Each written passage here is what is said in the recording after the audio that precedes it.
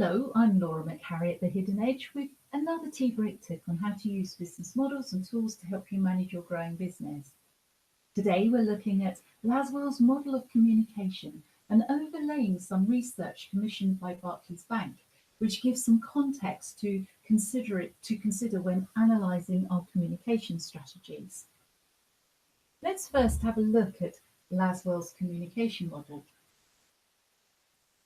Harold Lasswell's communication model has 5 components, which is used as an analysis tool for evaluating the communication process and its parts.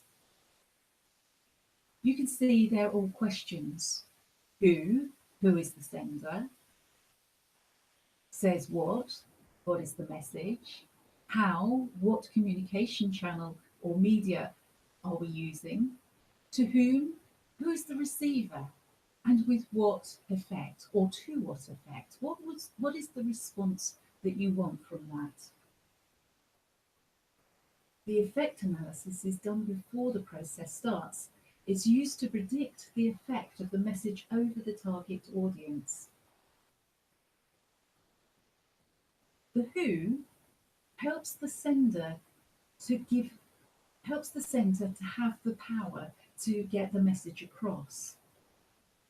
The content analysis is about associating the different groups that you're trying to get the message across to. Content analysis is associated with the purpose of the message. Media analysis represents which medium should be used to exercise the maximum power.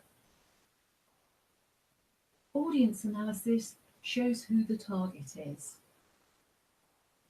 Richard Braddock suggested the model ought to take into consideration 2 extra elements: for what purpose and under what circumstance. Other critics have mentioned that noise is missing from the mode.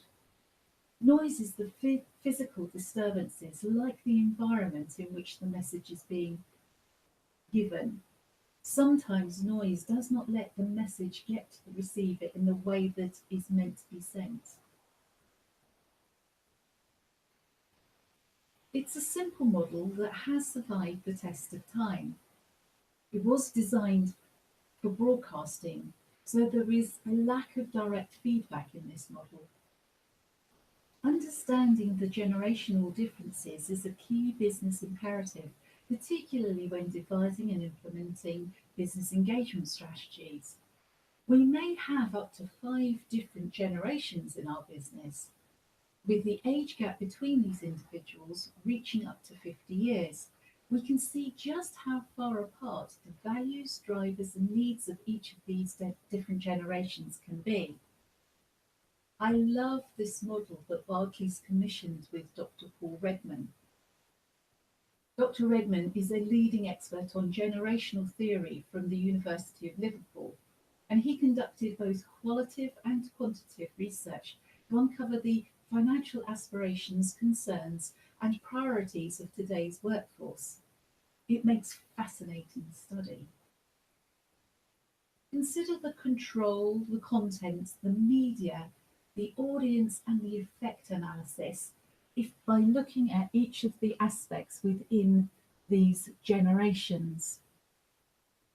Email at 45% and staff intranet at 41% are still the most popular ways for companies to communicate their messages to employees, compared to seminars at 20% and one-to-one meetings at 13%. The result is often confusion.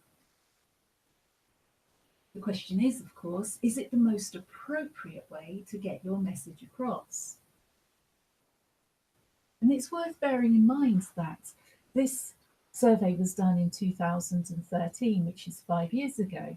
So Generation Z, those born after 1995, are now firmly ensconced into the workplace, and the percentage to the UK workforce will be slightly skewed now. However, it is worth considering the aspirations, the attitude to technology, the attitude towards careers, the communication media preferences, and Adapt your communication strategy accordingly. We need to make sure that our messages are heard.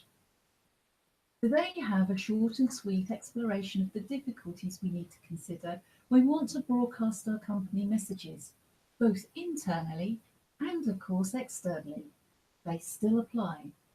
Do download the templates from the Hidden Edge website to help you develop a robust communication strategy for your own company. That's it from me. Until next tea break time, enjoy the rest of this one.